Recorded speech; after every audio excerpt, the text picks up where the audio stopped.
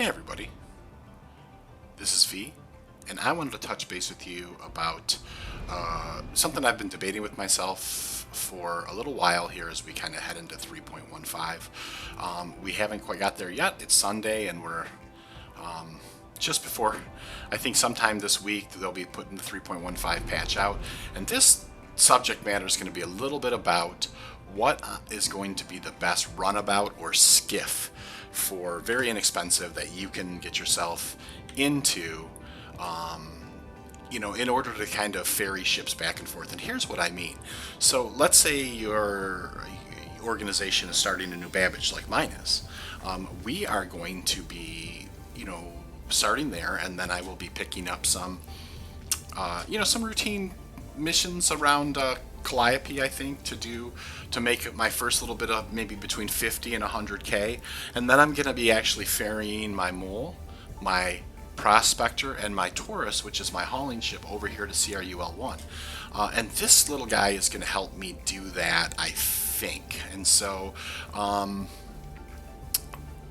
this is not an expensive ship. It's very inexpensive, and it has a quantum fuel tank that's 700, and so we'll talk about that a little bit more kind of going forward. But this is going to be my pick for some, just for that particular role in early game. Now there's lots of other decisions you could make, and I would understand why, and all of them would probably have very reasonable arguments. But in this particular case, let me kind of lay out the reasons why I want to go with this particular one. And keep in mind, it's for that early game specific role.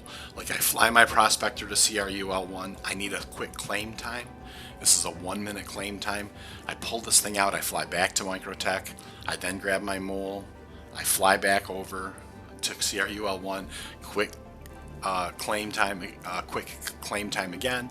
I fly back over to Microtech, I pick up my Taurus, and that kind of a thing. So this is what I'm, the utilization is that this is a 1 minute, it's actually a 61 second, but a 1 minute 1 second claim time, and it's not an expensive ship. So let's go ahead and take a look at what I would kind of compare it against. So,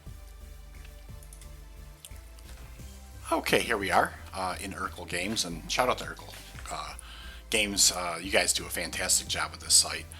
And I thought I would just kind of use this as, for the logic behind why I'm going to make this decision. So as you can see, I've kind of picked every ship that has a 700 fuel tank. Now, the one thing I will say, you may ask, well, how about the Aurora EX, which is half the price? It's 123,000, I believe. 123.5 or something like that, and that's because that's fuel tank's not 700. It's one of the smaller fuel tanks, like the 5 something range, and so you cannot upgrade that to, say, a burst or a little bit better quantum fuel drive. And you may or may not want to do that necessarily, but out of the box with the 700 QT fuel capacity at 245, you can see clearly there's nothing else in the ballpark at that price point. And some of these other ones, which I like the 135. I like the 100 series. The 100 series has the air system for hydrogen fuel.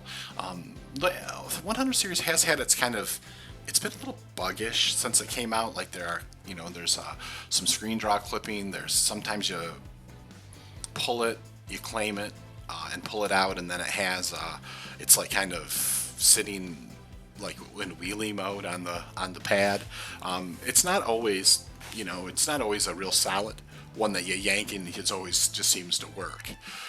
And that can be a problem. So I have decided, like I said, on the Aurora LX, its base price is $245.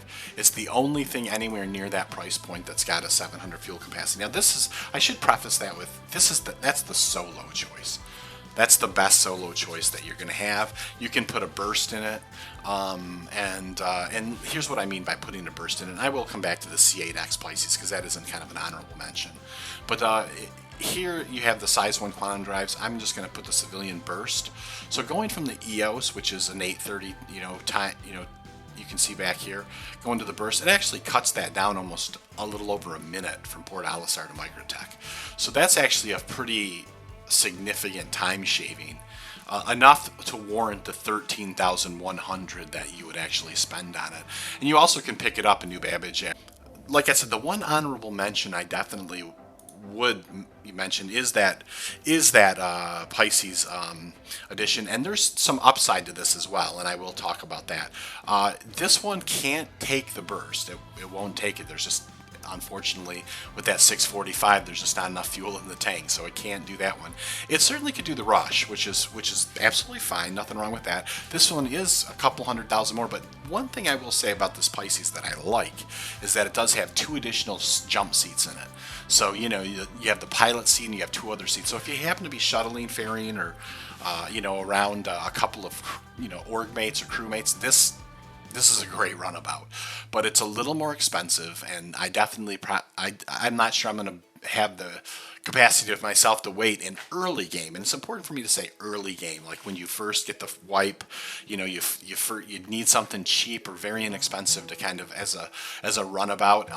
You know, that's a couple, you know, 245 is a couple of good Quantanium runs, you know, and you'll be in good shape. Anyways, that's going to be my presentation today. Definitely not my favorite ship, but I think it's going to be a perfect one for just a quick little runabout to get me back and forth when I am moving my fleet around. You know, but I welcome your suggestions as well. So please feel free to comment, give me, you know, your ideas and your arguments. You know, and obviously it doesn't have to be an argument, but you know, let me know what you think. I mean, I'm definitely willing to take a listen, and there may be some really valid reasons why this isn't the right choice, and you know, and I am willing to listen to those. Hey everybody, hopefully we'll get 3.5 this week. That will be great. I hope you all doing well and having a lovely Sunday, and I will see you all around the verse.